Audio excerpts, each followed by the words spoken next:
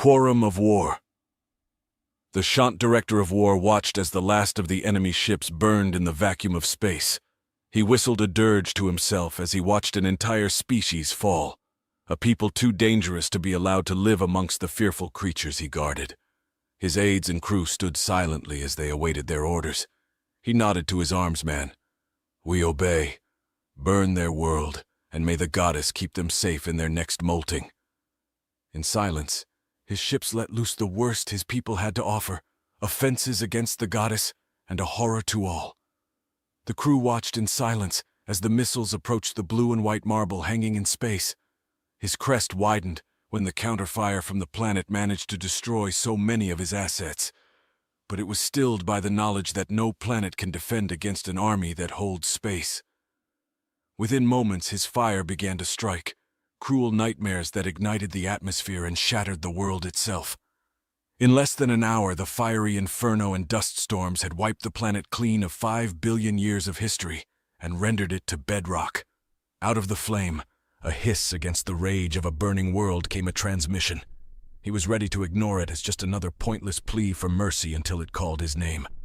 "Director of War, murderer, we are dead and we will not see our revenge. We have sins that you never saw, evils we hid from you and buried in our darkest history. Today we will let them loose upon you and the cowards that sent you like a knife in the dark. You have killed us, so at least we will not be here to answer for our sins. You were afraid? We will show you fear."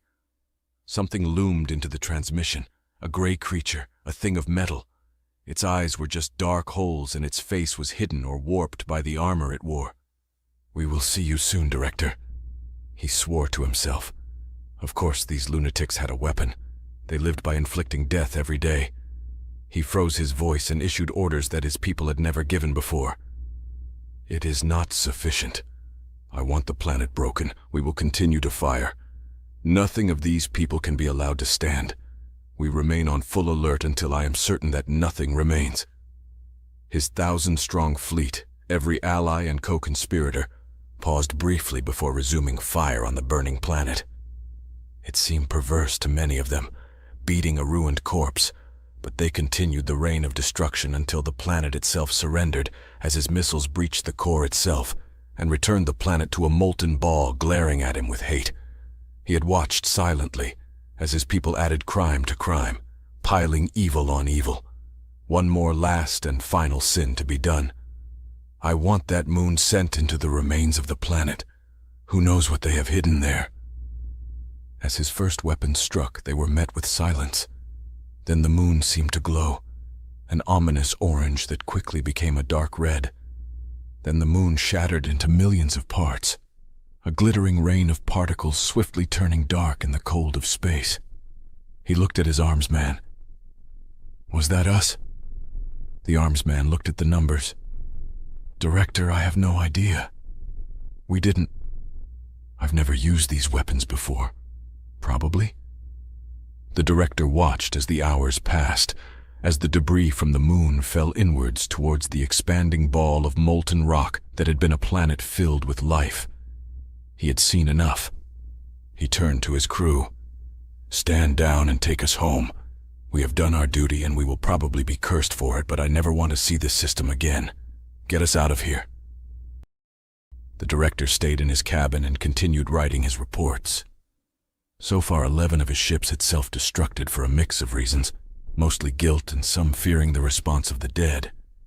He knew his own people were not the type, but his allies were, well, gutless. They had destroyed the humans out of fear, and now they had discovered that fear is a deep well with no bottom.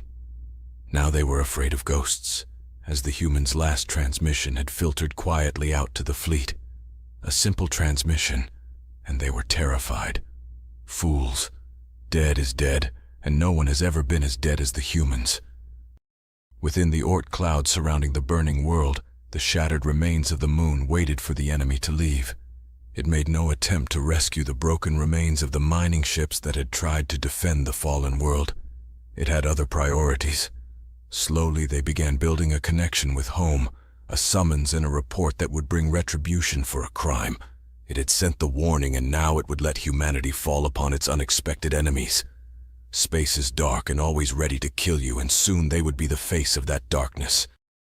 Far across space, deep in the unexplored edges of a spiral arm, a light dimmed and briefly died, then revived with an ominous red color. The AI responsible for monitoring the systems immediately began reporting the loss of a distant colony, and old weapons stirred in their uneasy sleep. Sol Guardian, AI alert signal. Quantum-locked beacon on colony 30,900A has reported an extinction-level event. Reports of hostile xeno action and all inhabitants lost. Planet and moon base destroyed. Nanite constructors are currently en route to the local Ort cloud to prepare a response. Monitoring is ongoing. I recommend a support fleet be deployed. The creature studying the report was vaguely human-shaped, but wreathed in restless metal. A skin that never stopped moving, breaking into obscure patterns as he absorbed the details. His humanity was still sufficient to allow him to mourn the loss of so many children. So many brave souls that had risked everything to continue the great adventure of the human race. He summoned his peers. "This is Commander Silverwisp. I regret to report that one of our children's planets has been destroyed. It was clearly an attempt at genocide. They must be considered lost." The faces around him were equally strange. Human now only in name and the ability to interbreed. The only rule that held the disparate mutations and alterations together as a people. One allowed tears to roll down her oaken face, startling white eyes peering out from beneath a dusting of green lashes. Who would do such a thing? Did we engage in some hostile act? Silverwisp shook his head, the pattern swirling quickly across his face. They were a first day's colony, seeking out our beginnings on a new world. They took little technology with them and only the bare minimum of medical adaptation. Even our beacon was exiled to their moon, no threat to any spacefaring race.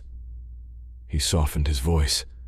The people of the forests were very sentimental and easily upset, especially if you threatened their arboreal planets. Ambassador Rowan, we will seek out justice. I called you to ask permission to send a response. One of the other members stirred at that. This one whose humanity had been adjusted for the ice moons. One of the few types that had almost entirely given up on breathing save for occasional speech. Commander Wisp waited patiently while the man constructed a painful sentence. Response permitted. Memorial will be built. Ice will sing for the lost. Then he fell silent, apparently exhausted by the effort. Ambassador Rowan's green eyebrows rose and fell at that. She had never heard one of the ice dwellers make such a long speech before. Although their strange culture was famed for its ice music, it was entirely instrumental in form. Another voice spoke, one closer in form to the commander, save that its body was plated in what looked like fine mail rather than liquid metal. It was obviously in a gravity-free environment. Permission granted. We must mourn the dead and seek justice. I take it you didn't call me without an actual plan? Commander Wisp nodded. Of course. I intend to take my fleet and see what happened. If I may flatter myself, I'm certain that I can obtain justice for our loss and the murder of a world. That created a moment's surprise from the others.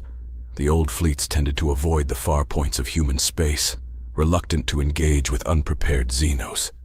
They were fearsome. Humanity preferred to let the scientists, rovers, explorers, and traders find their way out there. They said they weren't diplomats. They were the reason for diplomats. Commander Wisp smiled briefly as he looked around. So we are agreed? I will find justice. Each of the council nodded and signed their people's support. A quorum of war was established and the mission approved. Ambassador Rowan added a final comment. Recover their names if you can. I will grow them a forest, a silent place for their spirits to rest if they come home. Fair sailing, Commander. Quorum of War, Part 2. Silverwisp sat and let his body rejoin the ship, his skin flowing into his seat and console. Applications immediately started flooding in from researchers, the curious, the angry, and the bloodthirsty that wanted to accompany the mission. An old fleet going to a legitimate war on the far edge of human space? This would be a research entertainment opportunity of a lifetime. He checked the social credit of each applicant, cross-checked their references, and issued 100 passes. Out of sheer perversity, he carefully ensured that none of their personalities would mesh. So they enjoyed combat? No problem. He sent a note to the Quorum of War that he had assembled the required witnesses and would depart once they arrived. He had a sneaking suspicion that it wasn't going to be that easy. Ambassador Rowan felt uncomfortable as she approached the Silver Wisp. Common courtesy dictated that the commander was both the man and the ship, and you were expected to acknowledge that. It was truly vast, a gently sloping dome that only seemed to expand. She was aware that he had been constructing it for nearly 10 millennia, a labor of love equivalent to her forest domain. A nagging fear of what she had unleashed on the brute Xenos had dragged her from slumber in the soft greens of her home and into this dark metal strangeness. She made a call to the ship and in clipped tones announced, "This is Ambassador Rowan, signatory to the Quorum of War, requesting permission to board, as is my right." Silverwisp grinned as he answered, "Welcome, Ambassador. Your rooms are prepared. I'll drop by when you are settled in." Her needlecraft was taken under autopilot and interrogated, then pulled deep into the vast craft, liquid metal walls sliding around her ship. Finally, it was gently deposited in a vast hall, even as the walls were sealed without a sign or mark to indicate a way out. Beautiful and practical, she thought. Her ship unsealed and revealed a forest. She drew in a breath, the sounds and smells of her homeworld filling her lungs and dappled daylight feeding her now happy leaves. She stared about at the tall trees, ancient and real. This was no illusion. This was the work of ages. Why had he grown this? She had no record of her people traveling with him before. She dismissed the why and just resolved to thank him. Her terror of space receded among such friendly surroundings. In the Oort cloud around a burning world grew the true dark, the side forever hidden. The beacon was not just a call for help. It was a creature sent to watch, record, and guard. Rarely would it need to take form, even rarer that it would be permitted revenge. But this time, this terrible time, there would be no leash and no rules save only one. It was permitted to exact justice from the people that had committed the atrocity. Not the governments, not the civilians, just anyone that stood on a ship or pulled a trigger. Then it had been given the blessing of the Quorum of War. From the ragged and broken rocks, it drew what it needed to become the walking nightmare that mankind always knew rested within. Its figure flickered as it tested its camouflage, guns blighted nearby rocks as it refined its techniques. Plasma picked out specks of dirt from dark space as it rehearsed its algorithms. Blades were crafted and blackened, tested against the stone itself. The flickering image it had sent as a warning now become real, a face as cold as space and a heart as stony as the asteroids it was forged from, as pitiless as the creatures that had earned its existence. Beacon raised his face to the universe, fully real for the first time. Filled with the pain of watching those he guarded die as he was held helpless by their rules. The nanites that had carefully built him had finished their job and had left a trail for him, lines bright in the dark for him to follow. With a final message to the Silver Wisp, he resigned from the human race and went to work. He wrapped the dark around him and left his failed post for the last time, carrying only weapons and vengeance onwards. The Shant Council was as miserable as he expected. There would be no heroic welcome for his bloody work, just the sickening feeling that the nation, his nation, had soiled itself in the name of some nebulous fear. A planet-bound species melted into flaming rock. A few miners burned from the sky. This was not a story they wished to hear nor recount. Still, recount it he must. "Council, on your orders I have destroyed the uncontacted race that called themselves human. Since they were in no position to do much more than throw a few rocks at us, we suffered no casualties." He allowed the silence to draw out.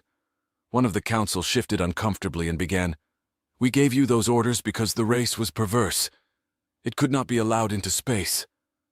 A murmur of agreement came from his colleagues. "Indeed, it was at the insistence of our allies. It would have been political suicide to refuse." The Director of War nodded. "Indeed. How could we bear the shame of not committing genocide and annihilating a race that was so very different from those that we understand? Those spears looked very sharp, and those miners were quite difficult to kill. Thankfully, You gave me 1,000 ships to do it." He slowly peeled his rank from his shell and dropped it on the floor. "I believe the galaxy must be free of all threats now since you sent me against such terrifying opposition. I hereby resign. Perhaps the goddess will forgive us. She tends to do that. I don't." He turned and his rank was crushed into the floor as a curt glance sent the armsmen to open the door. The council watched him leave, more than one of them feeling the same. Sensing the mood, the chairman snapped, "We all agreed. We all read the same damn reports. A race that hunts as nomads, a race that eats prey, hunts as a pack, and yet maintains the technology that can build ships to harvest resources in its system. Never could we allow it to reach us. You saw the same projections. It would be here in a generation, and we would not be able to stand against it. It was but the egg of a nightmare, a thing best destroyed and forgotten." He stood up. "In any case, it is a thing done. Pity them, and those we called on to do it.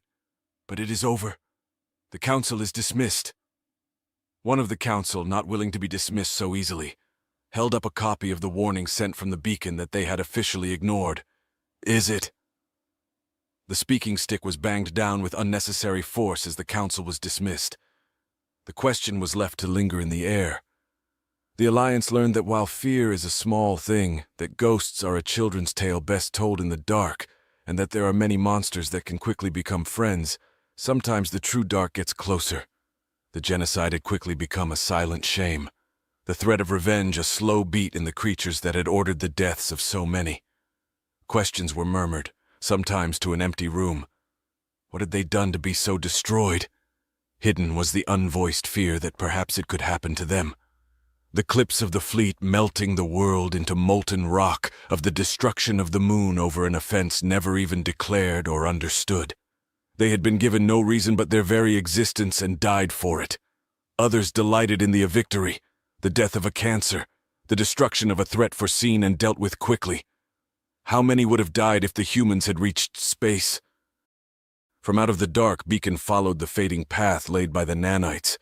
A shipyard loomed ahead of him, the obvious destination for whatever ship he had followed. He had no information yet. He slowed his approach, wasting a day to stay out of sight of any sensors, and then drifted gently into what seemed to be the normal approach to the stations. He left his sensors on passive, hunting the right ships and then making his plans. In the shipyards, the mood was grim as they returned to sullen silence and strange rumors. The announcement that the Director of War had resigned sent another message to the old hands on his ships. More than one put down his tools and walked off the ships, throwing their military identification into deep space. They had heard the threat and they knew what they had done. The night seemed darker, the world smaller than before. Beacon landed softly on a ship.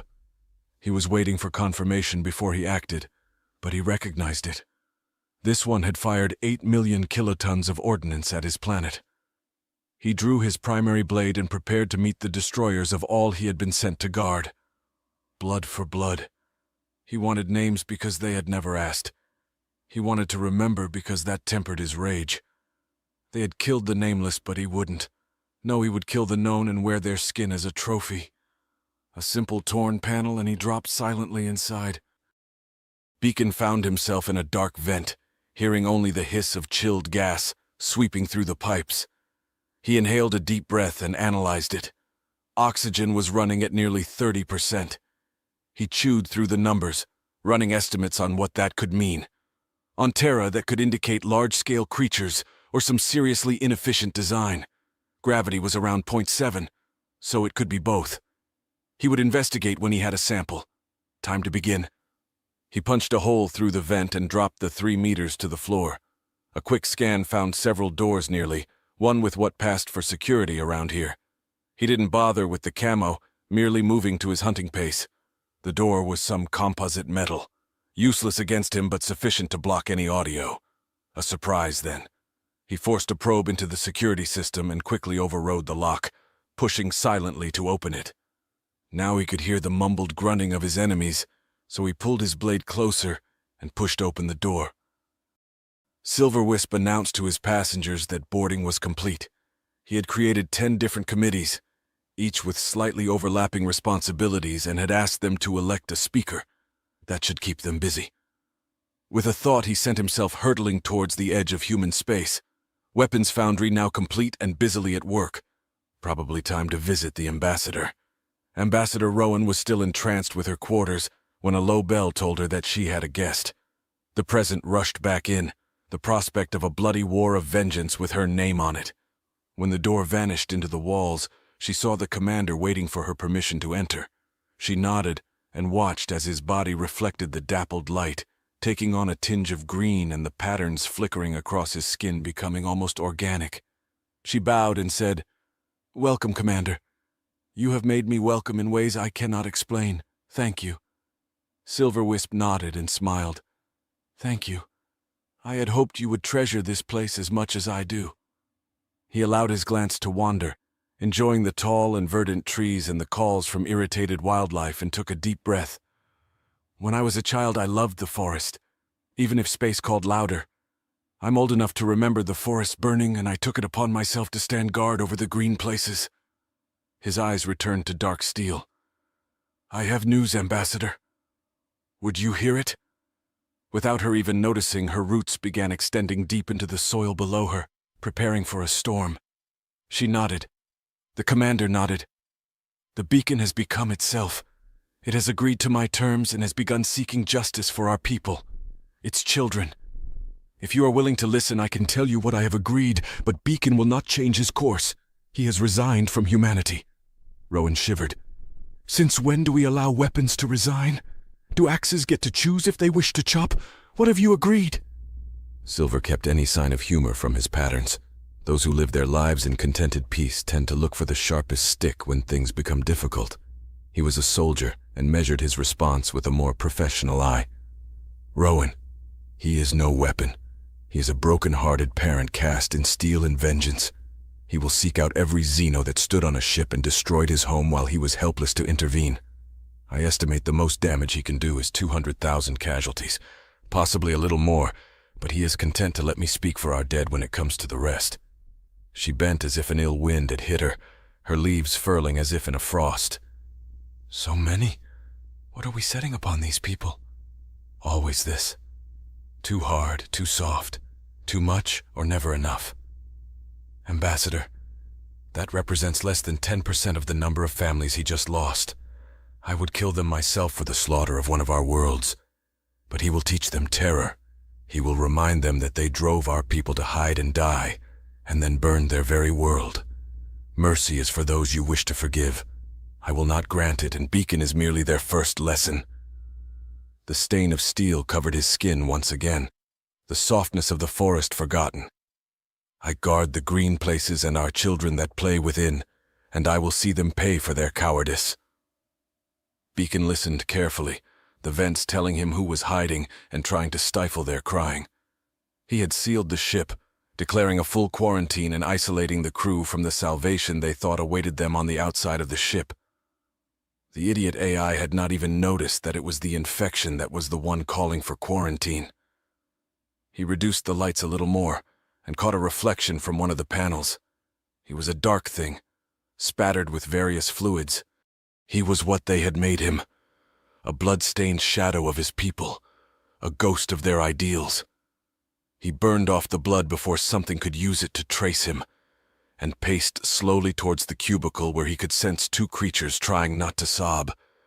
His blade was sharp. He had time before they finally broke into the ship. Today he would teach them fear, even as he had cried out as he watched his children huddled in the dark, crying as their world burned around them until the very air was flame. Rowan stood in silence as she tried to absorb the situation. Despite the commander's words, she had the same thoughts, just not articulated as easily as a soldier. It made sense to her that Silverwisp remembered the burning of the forests, an attack on her kind of human by an unthinking machine race.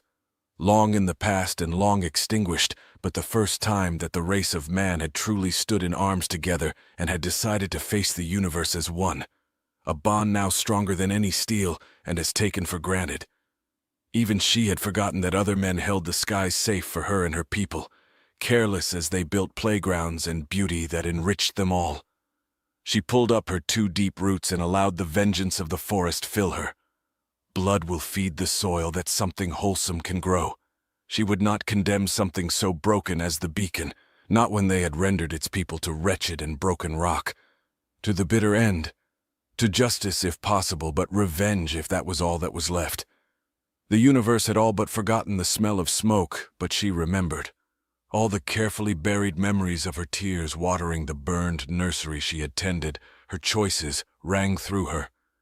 She shook slightly, a tremble that ran across her leaves. She swore silently. This was the price of immortality, that eventually you could become anybody, even a bloody Triffid. The Shant Council was unhappy to be recalled, and had yet to appoint a replacement for the recently deceased director. It was tragic that his hearts had failed so suddenly after his retirement, but they had given him a state funeral.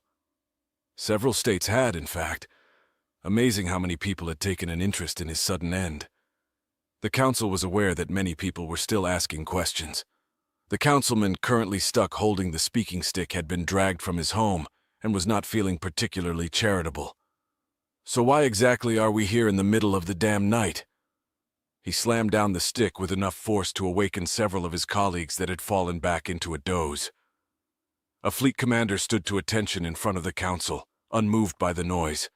The Xeno was a cold-blooded one, stiff in its uniform life support. "Council, I must report that we have lost a vessel." The councilman waved the stick. "What? Why am I dragged from my home because we lost a ship? We have millions of the damn things. Am I never to sleep again?" The Xeno seemed to think about that. "Sir, that may well be true. I know it's going to be difficult for me for a while. The ship we lost was in port, the Haven of Fire, a Corsair-class ship with a crew of 80. Mixed species. It was in for a refit after the human problem was resolved. It had expended all its supplies and had served well, so frankly, no one noticed it went offline. We are still trying to piece together how it happened, but I must show you what has happened." He knew there was no point in explaining, so he simply triggered the screens. It was obviously the point of view of one creature. The council watched as it broke into the ship, as it began to hunt down the crew, as it broke into a secured room. They saw the knife, a thing of darkness, and then it found a crewman. Most of the council was still vomiting when he paused the recording. "Council, this was sent to me by name, to show you what it was doing. It held that ship for 9 hours and recorded every kill, every butchery. Each crewman was stripped of their face. Its skin was taken for some unknown purpose. It also left a message. Written in blood in excellent calligraphy was a promise. You will all fall to me." It was signed Beacon. He resumed the recording. If he had been forced to watch it, so could they. He added, "This has been broadcast to the entire fleet and we couldn't stop it in time. I believe this is going to end poorly unless we mobilize quickly." The Haven of Fire was now surrounded by heavily armed Marines. Following the first investigation, a bunch of pale and sickened medical and police staff had left the ship under escort, completely silent. After that, it was armed men in full biohazard suits that sealed the door and were apparently waiting for orders. Beacon watched silently, fully hidden, and hovering 300 meters above the ship. He could wait. He already knew what the next target was, and he was willing to be patient. He spent the time going through all the data that he had ripped from the ship and its crew, building a map of events and a death list. Finally, a new group arrived. Stern-faced and cold-blooded, they arrived at the ship's port. "We come from the council. No one is to pass this door without my personal permission, and nobody, and I mean nobody, leaves unless I am standing here. If they try, you shoot, and you shoot to kill." The creature radiated the coldness only achieved by a lifetime in government service or waitressing, and the bio-suited guards quickly nodded their agreement. His face was mostly concealed by the mask as he opened the door. "Entering now." He was running a live feed to his office, feeding the darker parts of the council with information in the hope that it might prove useful. They were more familiar with the sorts of damage done to the crew and perhaps might have some insight. 3 bodies on the right-hand side of the door, 2 are missing lower limbs. The blood trail indicates they crawled to the door before they were executed. Tracking. The Shant Council read the report in silence. They had seen it happen, but this was something else. Their experts had mapped the destruction, The injuries. It was clear this intruder had overcome and subverted security within the first few minutes.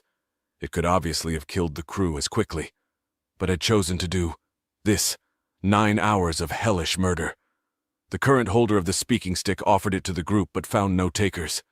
He sighed and tried to give voice to what he had read. We have awakened a demon from old. This is beyond anything those humans could have created. This is beyond us. One of the other council members shook his head. This is a new thing, an attack on one ship. This is not a war.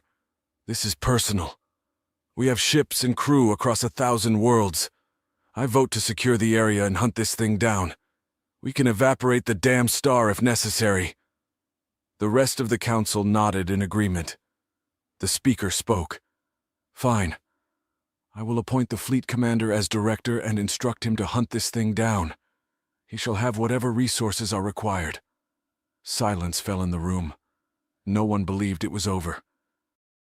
Silverwisp summoned the 100 witnesses to watch as he arrived at the graveyard of a human world. The walls turned to steel, then pulled open to reveal the burning remains of a once vibrant planet, flaring rock and shattered hope. He addressed his audience. A playground we called ERU, a home to our people for over 5,000 years. We crafted it from dead soil and made it beautiful as a gift, as a promise. All man is man. They wanted to explore our beginnings, live with the rain and the dirt, hunt and gather, live the life that we were first designed for. Many of us have grown up in such worlds, finding out what it is to be human. He closed the walls. Witness this. We stand in arms against such cruelty. They have burned our children beyond recovery, and we can only mourn and seek justice. I will be scanning the system to its very edges in the hope that someone survived and in the knowledge that none could have. Because we must always have hope. Then I will bring the wrath of man upon the misbegotten bastards that did this until they are sorry that they ever learned how to make fire. The cold steel of his eyes met the fury in his voice as he vowed justice on those that had chosen to burn the green spaces that man had built. One of the men stood forward, so seen and witnessed. He bowed a little and added, I will lead the service for those lost, Silverwisp. Until then. The crowd dispersed and left him alone with his pain and his plans. Beacon listened as the enemy made all sorts of cunning plans and smiled. He had left them his next target, hidden under the thin soil of a half-deleted file. It had taken them a full day to find it, and he watched as they summoned their Marines to guard it. The ship, the Messaclip, was battleship class, swarming with a massive crew, 4 times the size of the Haven of Fire. It had immediately launched from the station and moved into a close orbit of the local sun on full alert and full scanners until the emergency drill was over. The crew had, one way or another, found out what had happened to its sister ship, and a not insignificant number of crewmen had failed to show. Military police were pretending to look for them, and instead they drank together in silence, and they ignored what they had all seen. The recording had filtered down to everyone, even the barkeep, and a sort of strange waiting silence filled the shipyard. They watched as the bodies were removed from the Haven of Fire, sometimes in quite small bags piled together. It took Beacon only a moment to track down the marine transport that was being sent to defend the Messaclip. It wasn't even worthy of a name, simply a serial number. It would soon be burned in the memory of anyone that heard of it for the next 1,000 years after his intervention. He slipped quietly aboard the Citadel-class Marine 3008 and waited. The ship had a central command post behind the best of armor, room for 200 to 400 soldiers and excellent defensive fire. Beacon pulled himself deeper into the vent and waited for it to leave, polishing his blades and cleaning his weapons as he waited for the ship to be far beyond help. Out of the dark and silence of the bar came a drunken, angry voice. We should have left those humans alone. What the fuck had they ever done to us? Poor bastards didn't have a chance, and I dropped 1,000 kilotons of Atmos burners on them. The goddess isn't going to forget or forgive me for this one. The voice was met with silence. The military police just drank deeper and switched off their comms. A single gunshot rang through the bar. Silverwisp stood alone as the witnesses returned to their endless bickering. His attention dwelt in the weapons foundry, creating every nightmare and pondering its use. Much he sent back to the furnaces, careful of the scars he would leave on the future.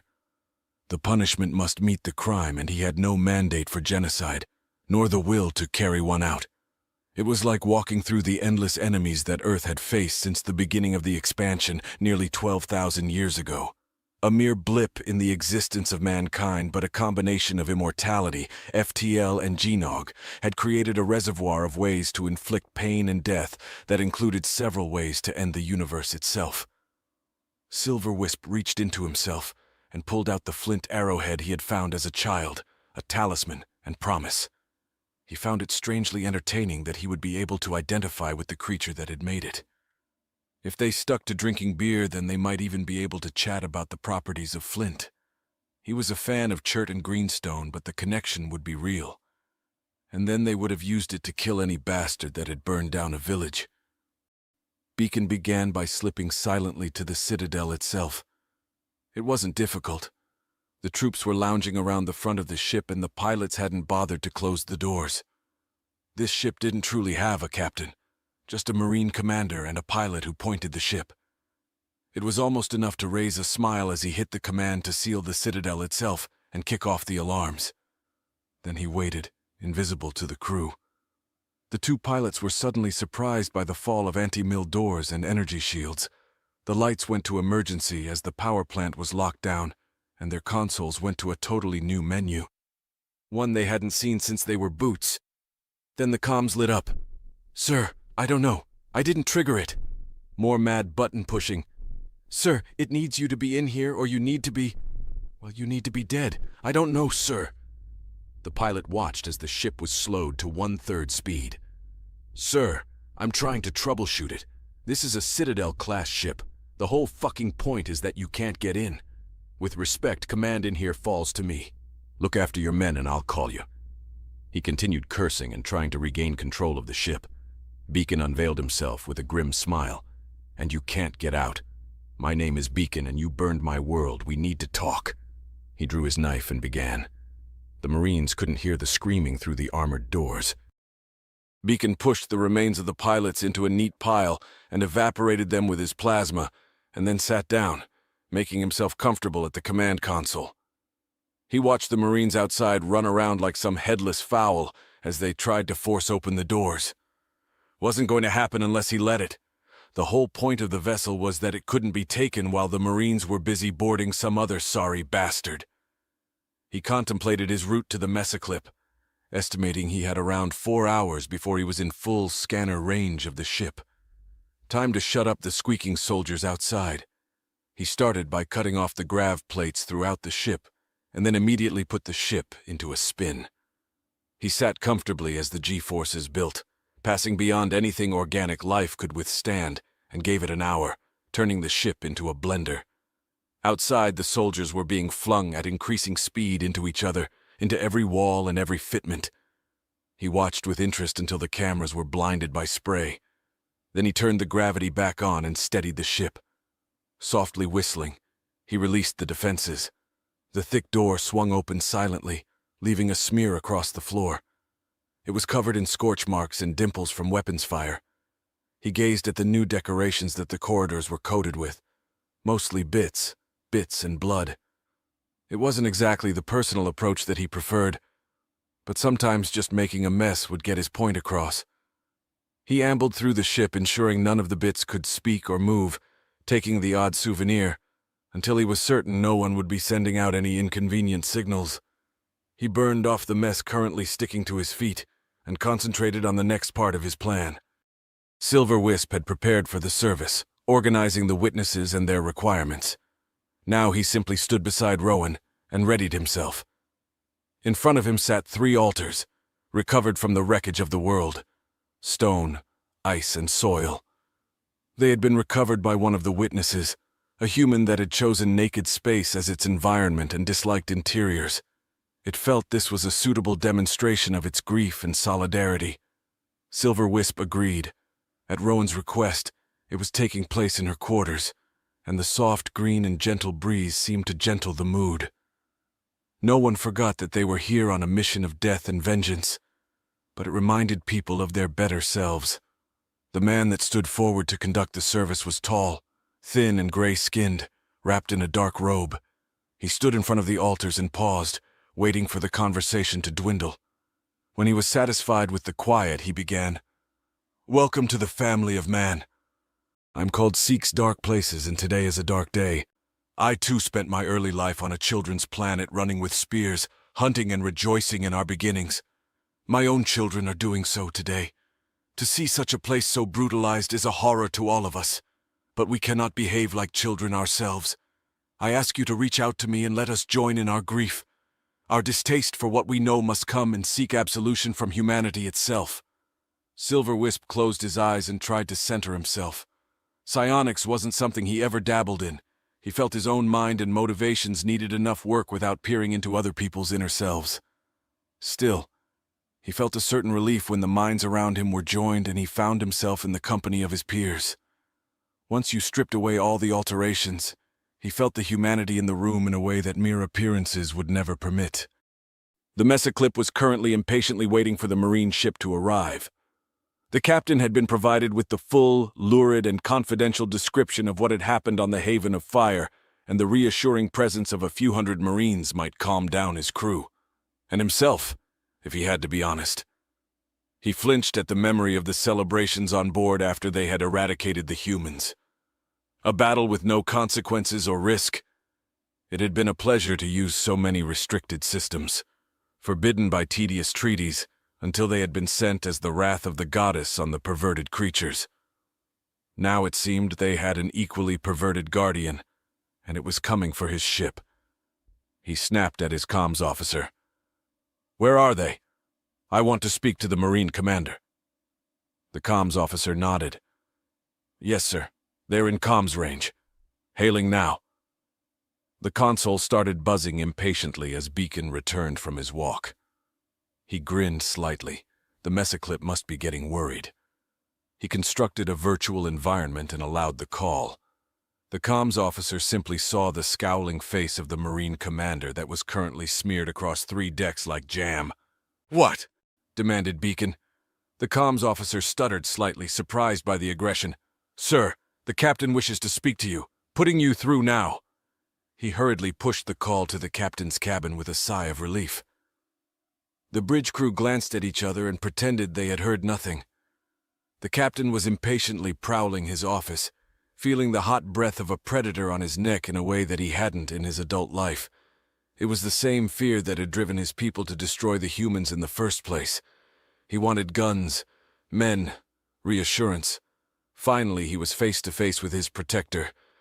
"Commander, what is your status?" Beacon was rather enjoying the opportunity and opened his mouth in a sneer. "My what? Are you blind? Did you somehow miss my ship approaching, or did you forget your orders to maintain signal silence until I land?" He pushed his face closer. "I know you herbivores don't like to face some death ghost alone, but letting the whole system know you need a babysitter won't help your career, will it?" He pulled back. "I'll be on your ship in 2 hours. Shut up, sit down and wait until I get there to hold your hand. Tell your senior officers and staff to meet my ship. I don't want to repeat myself. Commander out." Beacon cut the call. That should do wonders for morale. The captain stood in front of the blank screen and gently deflated, his mouth working soundlessly. The service dispersed gently, everyone preoccupied with their own thoughts. Silver-Wisp and Rowan remained with Seek's Dark Places and let them leave before he spoke. "The reality of war is never as simple as the idea of it," Rowan remarked. Silver-Wisp nodded. "But it is not new to us, and I must make preparations." He turned to the seer. "Thank you, that was very helpful. Let me know if anything arises that I need to deal with." He bowed to Rowan and left. They watched him go. Rowan turned to the tall, gray seer. "So, your verdict?" I ask as one of the Quorum. "This is my war," she reminded him. He grasped her hand. "Then I will show you." The imagery was slightly strange, almost like a dream half-remembered. The seer chimed in. "Your mind is interpreting things for you. I am simply sending the raw data." She closed her eyes and took the sense of a rough wind blowing through her branches, dark clouds and storms on the horizon. The smell of burning, the smell of dying trees and dead ground. The silent weeping and then the rage. She felt herself meld with her community, seeking blood payment for an atrocity. She felt the disciplined wrath of Silver Wisp stand out, driving the battle and unwilling to see the green places fall again. She saw the spear in his hand, his shield held high. She felt her people wrap themselves tightly around him, becoming a banner on the spear. A license. She opened her eyes and looked at the seer. "Thank you." She bowed and turned away. Citadel-class Marine 3008 requesting docking. The captain had remained in sullen silence until the ship arrived. He would have words with the commander on his terms, on his ship. He hadn't felt so humiliated since he had been a junior officer and crossed a senior NCO. He commanded a battleship. He went beyond the request of the Marine commander and filled the landing dock with his ship guards in full armor as well as his officers. He knew it was childish, but he still sent the orders. He also scanned the incoming craft until the paint on it started to blister. Then he decided to wait on his bridge and meet the insolent Marine from his command chair.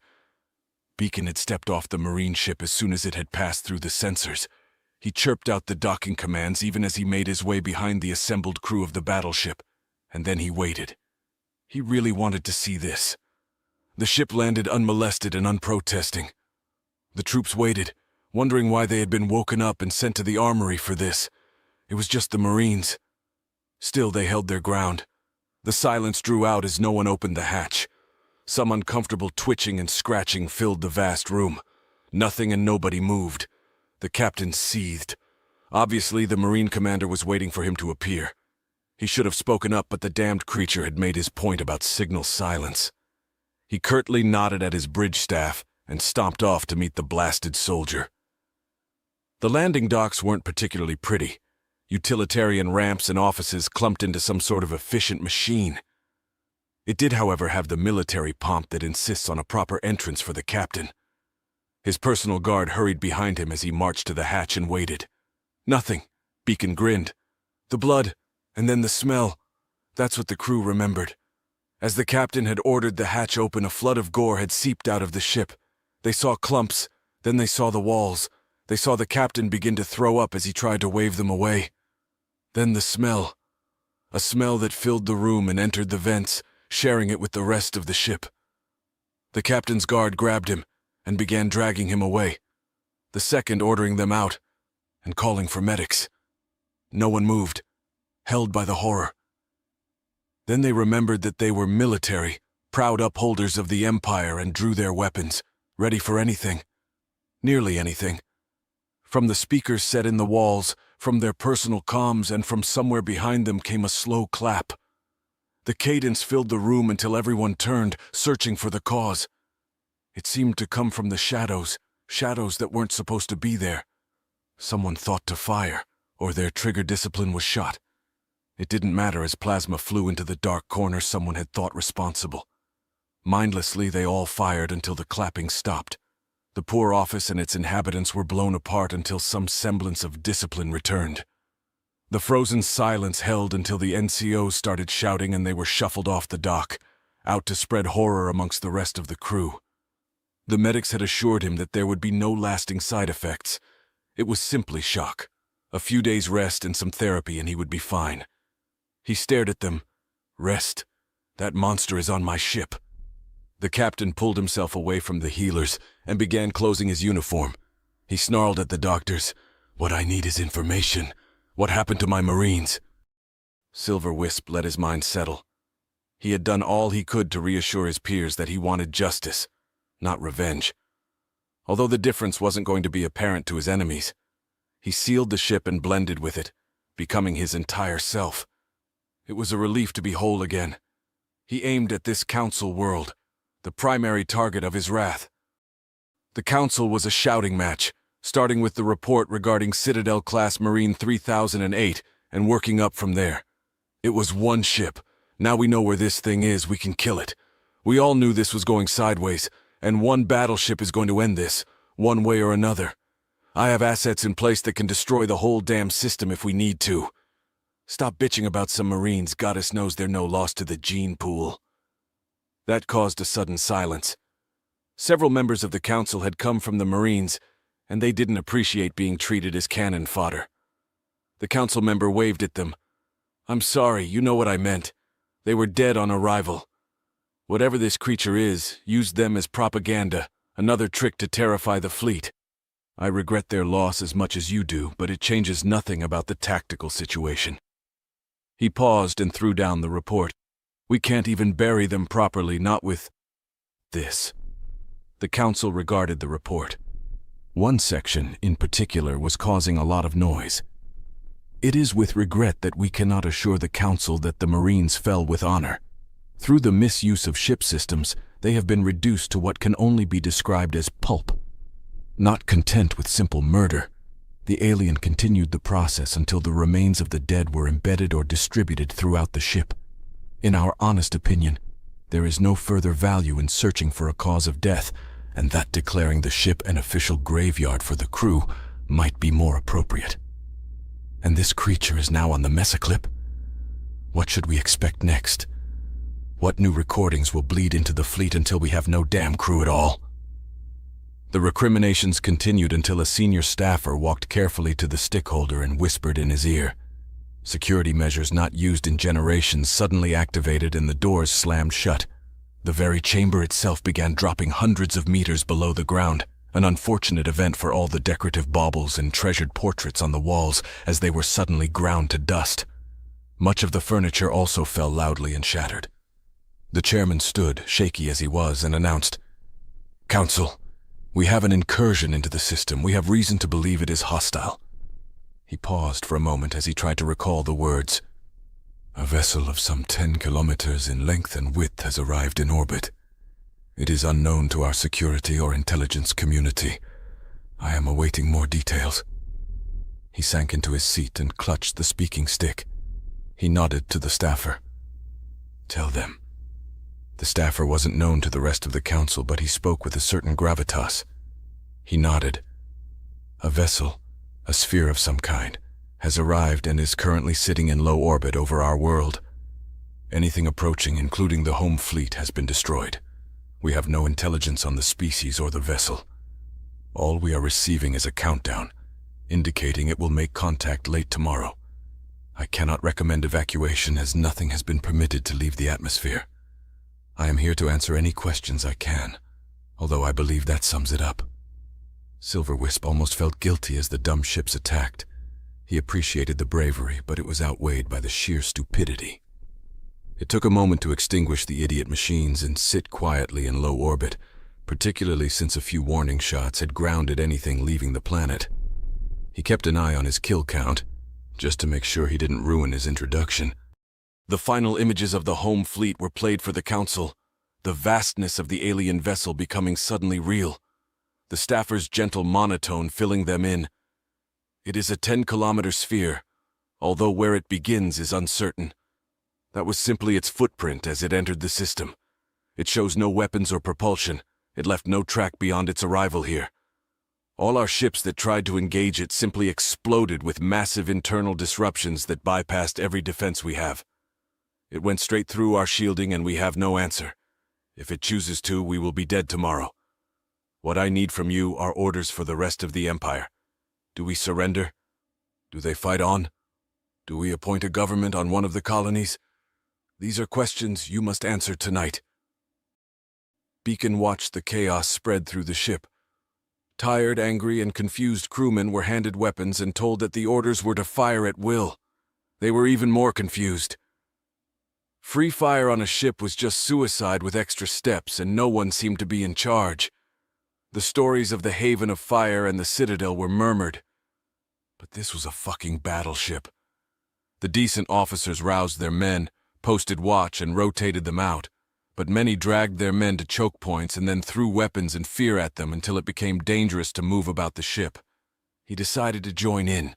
He disguised himself as an ordinary crewman and approached one of the most disciplined watches. He held up his 4 limbs and crooned a simple tune until he was waved to the side. Apparently, they had forbidden crew to pass while carrying weapons. In a moment of sheer genius, their lieutenant had decided that he could simply hand them back once the crew had left his area and arranged runners to accomplish it. No one with a weapon was going through his area of responsibility, and it had worked.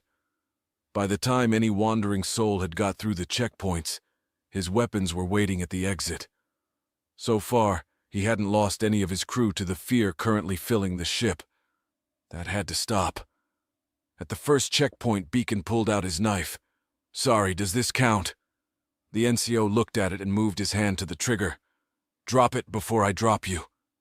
Beacon grinned and dropped it straight through the NCO's foot, and as it screamed, he grabbed the creature's gun, firing through the man and into his 2 crewmen before they could react.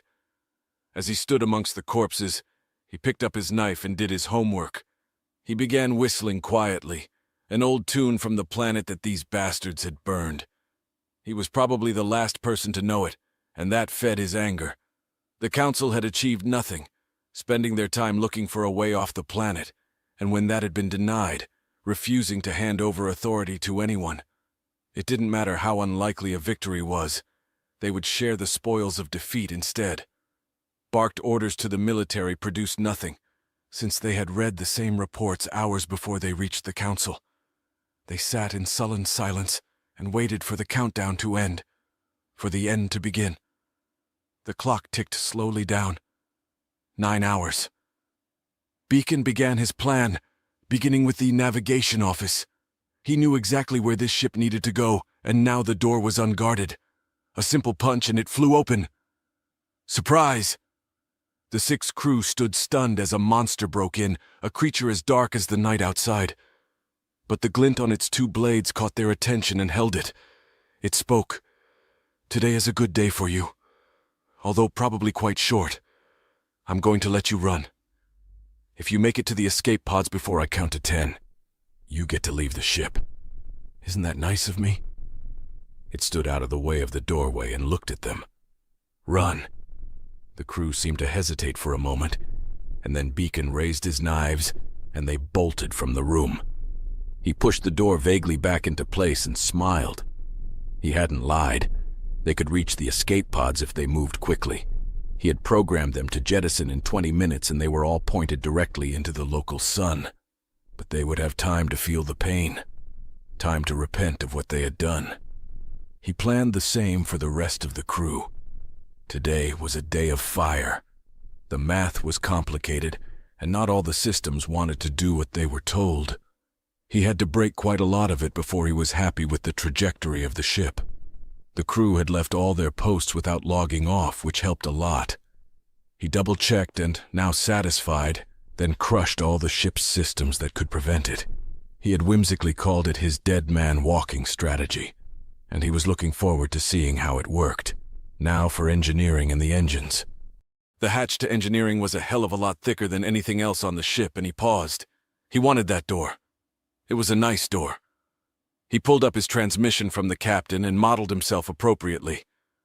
The cameras were already his, so he simply knocked. The squinting creature that appeared on the screen seemed surprised to see him. "Sir, you are not supposed to be here. Like, ever. What can I do for you?"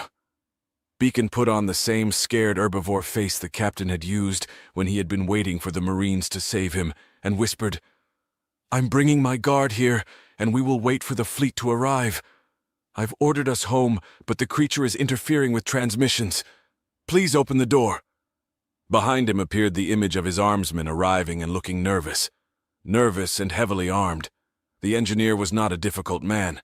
Certainly not one to pick a fight with his own captain, but this was almost too much. Then the door began to slide open of its own accord even as the captain stumbled in. "Thank you. My men will stand guard outside." The door closed silently behind him. He began simply, wandering around the department and annoying the crew. He asked stupid questions and pretended not to understand the answers. He poked at things that made tails twitch and scales itch. He hit buttons that shouldn't be hit. He pulled levers that shouldn't be pulled. Finally, the chief engineer had had enough. "Sir, can you sit down? Something is wrong with the ship. Surely you have better things to do." Beacon sat down comfortably at the console. He had already accomplished all he wanted to do in this department, all that button pushing having done its job. He smiled at the engineer. "Honestly, I just wanted to see if I could carry it off. You creatures, you are such a dull evil. I wondered if I could send you to your reward without you even noticing, and here we are. Tell me, Chief, when you were powering the weapons that burned my world, did you ever ask why you were doing it?" As he spoke, his body got darker and bigger. The engineer stuttered. "What? Captain, wait, what are you? Oh, shit! I'm so sorry, we just stay here and take orders. I'm sorry." He already knew it wasn't going to help. Beacon pulled out a small weapon and nodded at the engineer. "Sorry isn't enough." He pulled out a pistol. "This one took a while to calibrate with your shields, but it should be a memorable moment. For me, anyway. Your weapons stole all the air on my world, and it wasn't pretty, so I thought you would like to see it firsthand." He smiled at the confused crew, some of whom were running for the unresponsive door. It was a nice door. "Ready?" He didn't wait, simply pointed the weapon at the exterior hull and fired. The hole was small, not more than 30 centimeters square, but it cut through every shield until it reached open space and vacuum. The atmosphere began to rush out as the crew and random objects were pulled towards the hole. He watched as the engineer realized what was about to happen. Beacon leaned forward and added, "Go fuck yourself." He sat and watched as men, equipment, and despair were dragged kicking and screaming into the small hole, no doubt smearing themselves all over the nice, clean space outside. He had been surprised how long some of these creatures could hold their breath, something to remember for the next time. Then he went back to the consoles and turned off all the stupid alarms and refined his earlier work. He wanted to be absolutely sure they got the full benefit of his lesson. He had debated staying on the ship, but this close to the sun, and with failing systems, he couldn't be sure that the rest of the fleet would get the transmission. He would have to watch this one alongside them. Perhaps he could give a running commentary. That could be entertaining. He expanded the hole in the ship and stepped back into the void. The captain was already a mess, barely out of the medbay and accompanied by 2 healers in case he needed to be dismissed for medical reasons, or if he completely lost the plot again. "Sir, we have lost nav and engines. Engineering is not responding, showing a vacuum in the department. I have sent a security and repair section to both. Awaiting reports." The captain was not shaking. The ship must be quivering. He snapped at the bridge crew. "Stabilize the damn ship. This shaking is distracting." The crew looked at each other and pretended to adjust some settings. "Sir, yes, sir." One of his crew cursed and stood up, quickly moving to another station. He waved for support, and within a minute, the whole crew was desperately hitting their consoles and whispering to each other. The captain asked in a wearied voice, "What? What has the creature done to us now?" The second took a deep inhale and reviewed what the crew and screens were telling him. This was not going to be pretty. "Sir, the creature has changed our course. We will be approximately 3 million kilometers closer to the sun than permitted. He has also disabled our heat shields and slowed the ship to 1/3 speed." He tried to paint the picture. "Sir, we are going to slowly fall into the sun with no protection. I estimate it will take 9 hours before the situation is fatal to all crew. All escape pods have been jettisoned and our comms are shot. We are going to burn in here." Beneath his desk, he had already alerted security to lock down the ship and nodded at the healers to drag the crying captain from his post.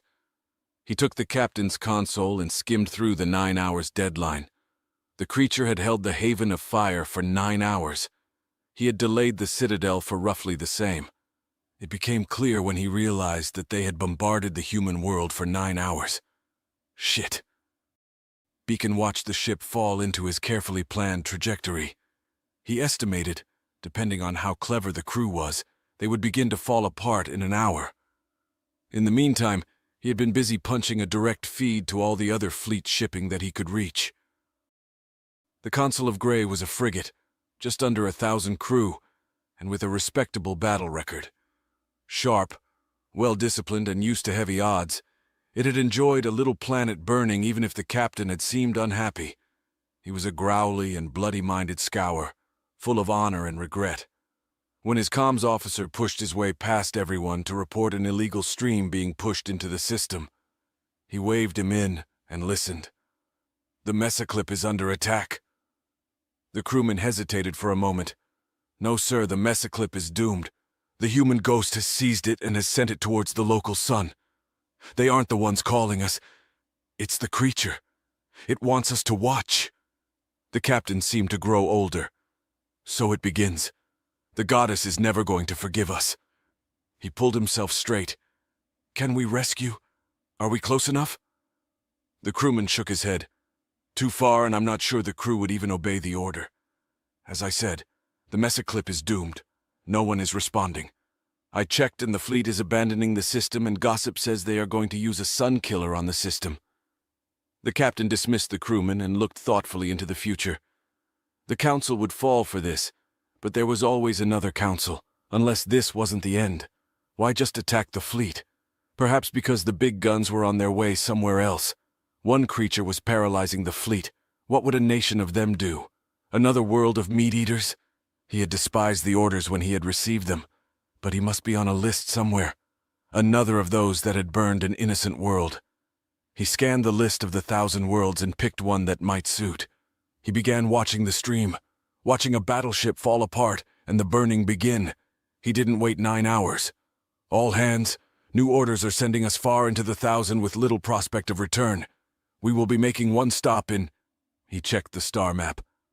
8 hours. Disembark if you wish. He pulled full ship control to his office and sealed the door. He was going to do the only sane thing and run. Inside the battleship, the temperature kept rising. It didn't matter what they did and how many men they sent. You can't fight a sun or kill a ghost. The crew heard rumors of a cooler spot and ran towards it. Issuing weapons to all crew merely turned it into a bloodbath. The heat sent some mad. Some literally burst into flame if they touched a wall. All sanity was lost until a low voice chirped into the comms. Remember, the Citadel is just sitting there. Maybe you could escape on that. Beacon cackled at that one. To use that mess as bait, encouraging the murderers to murder better. He made sure the cameras covered the insanity that followed, as the crew slaughtered each other to reach the ship that only a few hours ago had been a horror. Pity that he already had a plan for that ship. But he wasn't going to be mean about it. In fact, it would save him a walk. He waited until the puking, bleeding survivors launched the ship and then made himself comfortable on the hull, listening. It's done. We are out of the gravity well. Course set for the station. Goddess forgive us. How many did we kill to get here? The older creature, now carrying no tags or rank, shook his head. None. We killed none. They will be dead within the next few hours and their records with them. We were just lucky is all. Happened to be guarding this ship and fled when all else failed. What can they do to us that that creature hasn't already tried to do? You wanted to live, same as me. After an hour, one of the men, squirming with discomfort, had pulled off his biofiltered mask and endured the smell of cooking meat. What the fuck? Sarge, is it getting hotter in here? One glance at the grinning thing outside told them the truth. They hadn't escaped. Hell was taking them home. Fuck. Emergency broadcast. Senior rank's only sun killer failed. Unknown interference. No alien traces were found.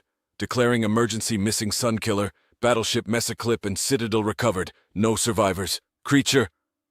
Unknown hostile entity is assumed to still be active. Rowan stood beside Silver Wisp as the timer ran down. She was almost sure he had a plan. Almost. She was mostly there to see what happened next. 4 kilometers below the surface of the council world, the council waited. Suddenly a dark force arrived. It walked to the stickholder, ripped it from his hands, and then tore his face apart. Fangs ripped at him as he fell, the screams filling the suddenly locked room. Then, an androgynous figure stood up. Forgive me. I believe this is how you conduct diplomacy. Perhaps he might need medical assistance? All the attending staff that had been waiting, including several bodyguards and medics, ran in and saw the damage. They ignored the stranger and hauled the chairman away. The figure nodded at the support staff. My apologies. I felt it would serve little purpose in killing them today. He seemed to solidify, becoming a metal biped, an ever-changing landscape of patterns instead of a face. You declared war, and I am here to see you lose. He picked up the blood-soaked stick from the floor and threw it to a random councilman. Here you go. Speak. The councilman caught the stick and, in a moment of fury, slammed it down. "You are new to us, an aberration. We have done you no evil." He looked at the blood on the speaking stick. "He had done you no wrong to die like this. Why do you speak of war?" Silverwisp turned to his old face, his early days. Days in the forest as a child, days of innocence until the burning. The same face he had shown the seer. "You burned our children. You burned our green spaces. We are human and we are legion." He raised a hand and then a finger, carefully allowing them to watch as he touched the podium. "I will send you the terms of your surrender." He paused. "I see from your notes that Beacon has been busy. He will never stop. You probably shouldn't have killed his family. He isn't human anymore." Then the countdown reset, and Silverwisp returned to himself. Rowan was waiting for him. A little dramatic, wasn't it? Silverwisp looked at her as if she was from the darkest past, finally nodding. "Rowan, I was the one that poured the healing waters on your family. You have no idea of what I will do to these people." He seemed to grow taller, darker and fiercer. "But many of them are about to die, and I am not sorry. I'm going to burn them out of space." He stopped for a moment. "You were not much more than a child at the burning. Go to the seer and tell him I permit you to see my memories. He can show you what war means to us. He said he was one of those damned humans. He said we burned their children. What the fuck have we done? That ship could kill us all in a day." The sudden crash surprised them as the podium collapsed. The place where the human had touched had burned a hole that had spread. Reluctantly, they looked around and saw the same breakdown spreading, small cracks that didn't seem to care if it was steel or plascrete, paper or wood. The human disease was burning through their chamber. This, then, was the countdown. 9 hours. "Might I ask what sentence you have decided upon?" Rowan and the seer were standing in the doorway and didn't seem inclined to move. He saw the fear of genocide on their faces. She must have asked the seer about his history. Well, he had wanted her to know. He pulled up a map of this now accursed empire and flashed a feral grin. "Certainly. The council complex will fall to dust, as will anyone and anything currently standing it. I estimate that will kill off central government within a generation. Those who sentenced our children to death will be wiped from the planet." He expanded the map. "For the rest, I am banishing them from space. Until the newest of their newborns has fallen to old age, not a ship, not a satellite or signal will be permitted to leave any of their worlds. They shall fall into silence until the last of those responsible have died. I will be announcing it to them tomorrow and give them a few months to land. Famine would spoil the point, and I already have everything mapped out." He added, "And of course, Beacon will cut his way through their worlds as he sees fit. I see no reason to stop him.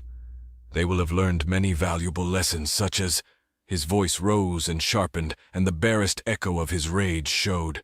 "Such as don't burn down one of our worlds, don't even carry matches near our children." Rowan listened carefully and slowly nodded. "That is remarkably kind of you. I might have preferred more fire, but I expect Beacon will do that for me." The seer nodded. "Seen and witnessed.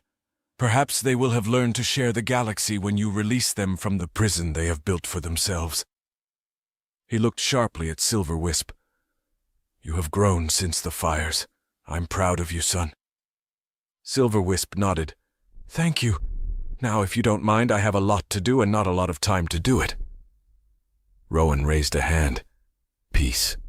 I asked the seer to show me your memories, to understand why you became a creature of metal and war. You are correct that I was a child, although it didn't feel like a childhood. I saw forests burn, but I didn't see the war. I didn't see the price you paid when you left the green for the black, that you broke the bodies of our enemies and used the cold metal to build something better. I did not know that this ship was made from the corpses of our enemies so that you could guard our green spaces. I simply wanted to say thank you." She bowed low and headed towards the great trees that he had grown upon the enemy dead. She wondered what she was supposed to feel, because she actually felt herself strike the bare metal floor a little harder, and smile. The faint smell of burning that always seemed to be in the air now explained. beacon got a call from Earth. Not a call, really. They had no interest in speaking to him. It told him what was about to happen. It told him he could continue his work if he chose to, and gave him the crew lists of every ship the enemy had sent against his world, and where he could probably find them. He found himself agreeing with the strange justice. He had never met this silver wisp, but he got the sense that he had carried a knife in his day and had become something more. For now, he had a blade and a battleship to kill. Silver Wisp knelt and carefully brushed the dirt from the fourth altar that had been recovered from the destroyed planet. This one had not been blessed. It was an altar of metal, and that would remain with him and be added to his ship. He carried it to the weapons foundry and watched it melt into the vast reservoirs he maintained. Soon it would be needed again. He began by sending the other 3 to the Quorum. Ice to the musicians, stone to the spacers, and soil to the forests, to each their own. Then he began casting the interdictors, battleship-sized machines that would enforce the sentence he was about to pass. He felt having one in orbit over each and every world would make the point faster than a simple message. He crafted them carefully, and made sure a little bit of the new iron was included on every ship. The council had been recovered from the failing depths of the palace by many sweating armsmen. Some had not been able to make the climb, and all that remained stood in bewildered silence. They had ruled 1,000 worlds, and now it was turning to dust in front of them. Literally, they had seen the cracks spread, the fall of much of the edifice, and now they found the chamber itself was simply gone. Now it was in their clothes, in their scales and fur. The human disease was eating them alive. The human thing appeared. They had long since lost track of the hours. Their screens had failed long ago. They simply stood in bitter silence. Silver Wisp looked at the tattered remains of this vicious government. Killers of children. He laughed. It sucks, doesn't it? Someone you never met, never offended, suddenly seeks you out and destroys everything you care about. It was much simpler when you didn't know we would find you, that it was bigger than you could imagine, that it could happen to you. You have damned yourselves, even as you sat and read reports of the strange creatures on the edge of your space and thought to kill them. We have done the same. Each and every one of your people will know of your failure. Some will even pray that your children die young so that they may return to space. No, the time is set, and we will meet your people when the last of you is gone. This time I hope you offer an open hand and trust me on this. I will be there to see that day, and I will stand in judgment. I and the other 85,000 planets that are human. The 9 million orbitals, fleets, and habitats. You are condemned to dust and your empire with you. I leave you the full sentence. Please read it. Terms and conditions apply. He returned to his ship and began supervising his new fleet as it made its way into the low orbit of every planet of this dead empire. Then he set an alarm and went to meet with the witnesses. They probably had questions. The creature was old, scales faded and chipped. Someone had rough-polished them before he had entered the village house, but he looked like a lost thing until he found his seat and supped greedily at the soup. So today I tell the tale. I will speak of when the stars fell silent and why. He croaked a little. Ahem. We were a people of wonder, 1,000 worlds under our reign until something came out of the dark for us. You have seen what they did, the great pit that was our city, the single bloody star that watches us and deafens our cries for help. One day it will fall and we will rise against them again. They called themselves human, and they are creatures of metal and hate. Long did their god of death walk amongst us with its dark blade. They say even the human feared him until he had filled his thirst and returned to the dark. The woman was old, old as the rocks, as they say, but her voice grew young in the song. Cast down we were, for putting fire to a young world. All our wealth was cast away in a moment of madness. We sought to destroy our fears, for there they all were, sitting on a single rock. Clever we thought we were, cunning, and we chose to strike in the dark and kill them we did. But bright fires cast deep shadows, and from the dark came those that guarded them.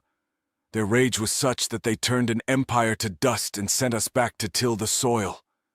Their death walked with us, looking for his lost children, they say, but his heavy blade found only their murderers. Stay silent, he said.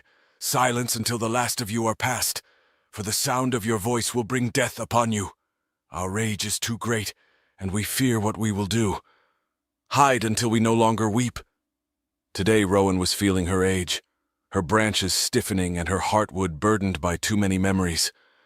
She had pondered on a change, but nothing had seemed to pierce her spirit. She had been surprised when the seer had arrived, calling the Quorum of War to witness the end. Time moved so fast. They sat above the sealed worlds, the one that had, in their long-forgotten past, dared to burn a human world. She felt only sadness. How long has it been? It seems an age ago. The seer nodded. To us, a couple of 100 years, give or take. To them, an eternity. Silver Wisp sent them back to a new beginning. She waved at the scanner. Where is he? He said he would be here for this. He even wrote it down somewhere. The seer nodded.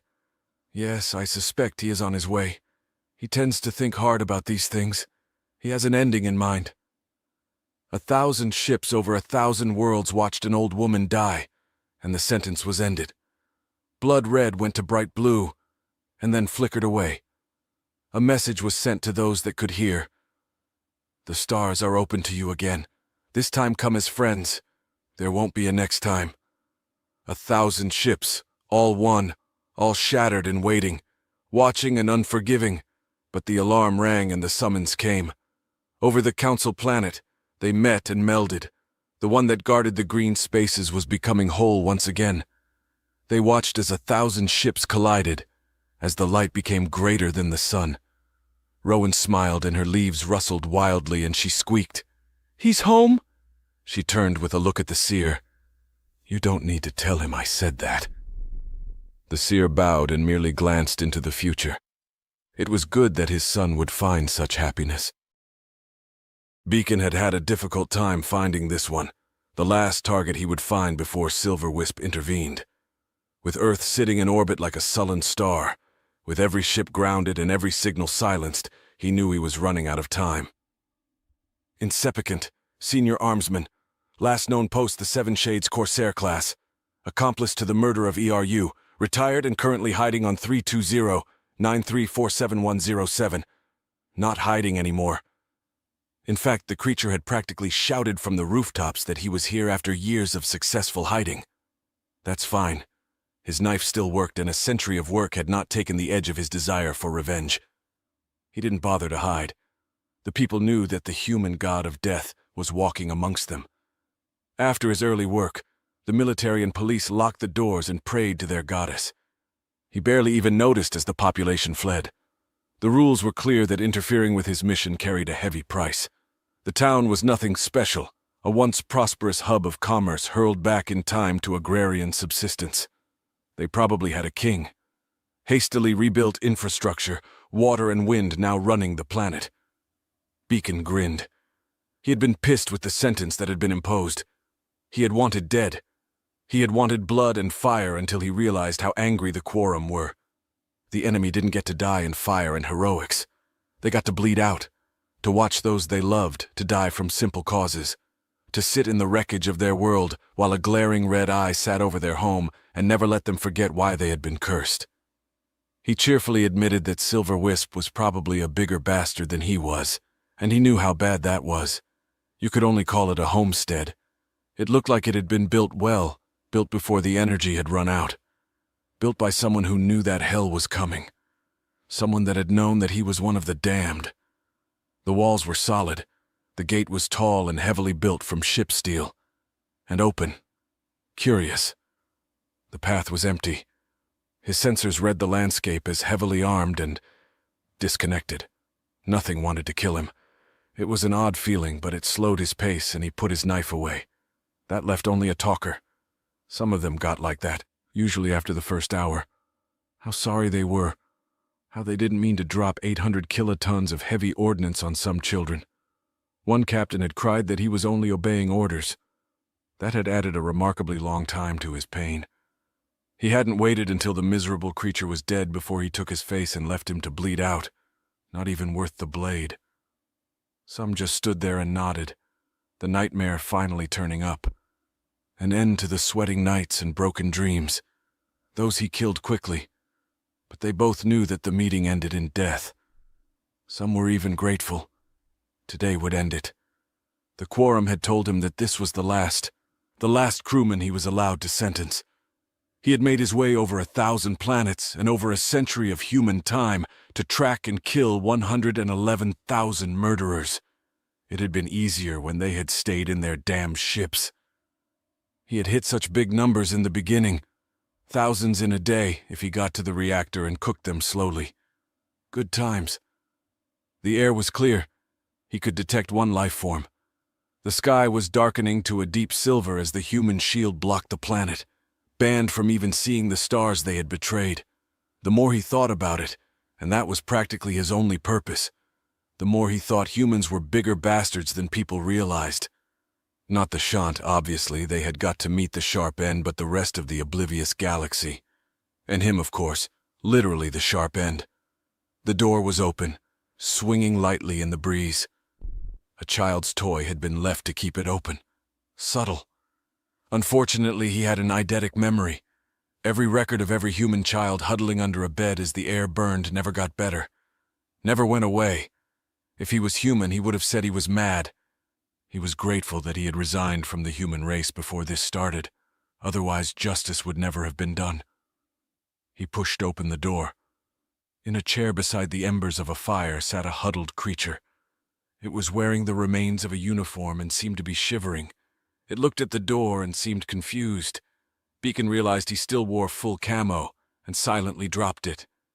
Insepicant Senior Armsman? "Ha, you found me. Took you long enough. What happened? Stopped to kill a few random civilians on the way? I'm dying. Nothing you can do to me. An hour or two won't make a difference." Beacon pulled up a seat. "Good. I'm not in a hurry. You are the last crewman alive, so I guess you get a medal.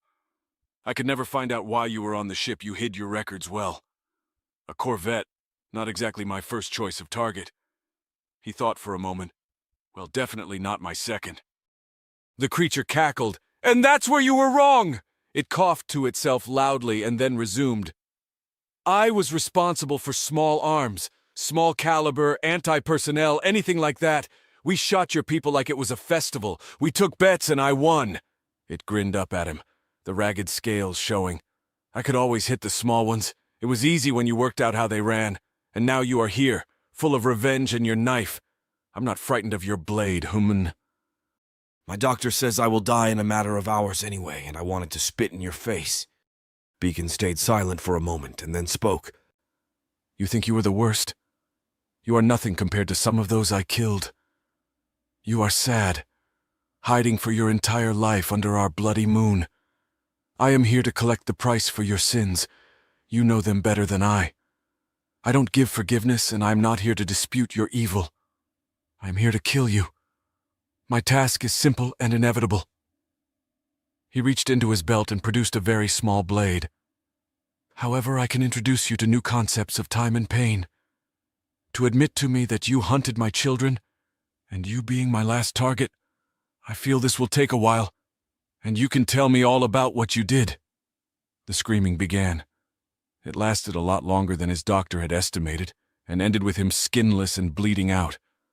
Beacon played the sound of the children that the creature had murdered as it died. Silver Wisp watched from orbit as the last murderer fell to the beacon.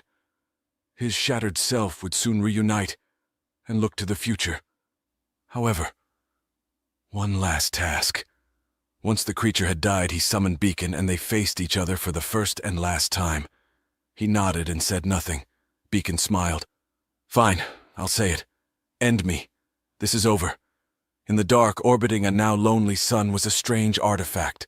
A thing of horror, left to the honor the ghosts of a destroyed world and the vengeance of man, silently spinning in a forgotten orbit. It was a crude sphere of faces and limbs frozen in time and left to forever stare blankly towards the sun. A wretched monument to murder as the guilty were left forever circling the smoldering remains of their crime for eternity.